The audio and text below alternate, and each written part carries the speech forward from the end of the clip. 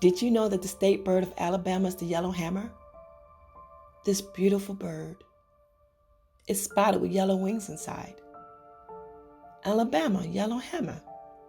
It almost rhymes. I grew up in Alabama, Birmingham to be exact.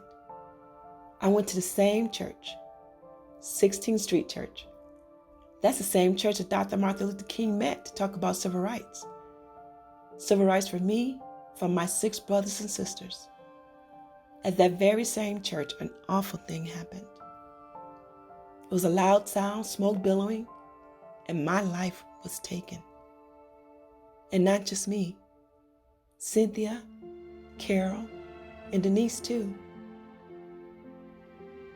It was on September 15, 1963. They did end up trying a few men in court who did it. 4 members of the Ku Klux Klan. One lived free for 14 years before being charged. The same amount of time I was granted on this earth. 2 lived free for almost 40 years before being convicted. And the last died before he could be charged. I wonder what I would have grown up to be if I only had the chance.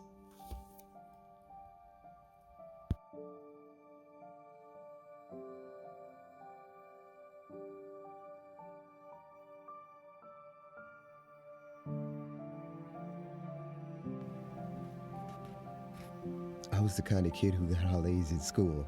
Someone with athletic talent, as my mom used to say. That day she was home with my brothers.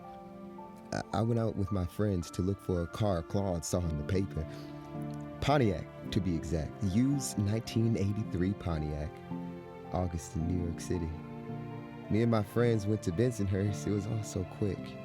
There were so many people. Some say 10, maybe up to 30. They had baseball bats, screaming something about me dating some girl from that neighborhood. I wasn't dating any girl from there. I'm just trying to look for a Pontiac. I mean, I'm 16 and bang, killed.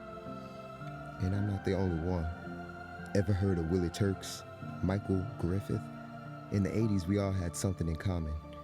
All attacked by these mobs of young white men. There were 2 leaders of the group, one convicted of second-degree murder.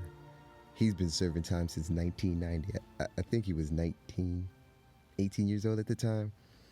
He's eligible for parole in 2022. He used his life to end mine.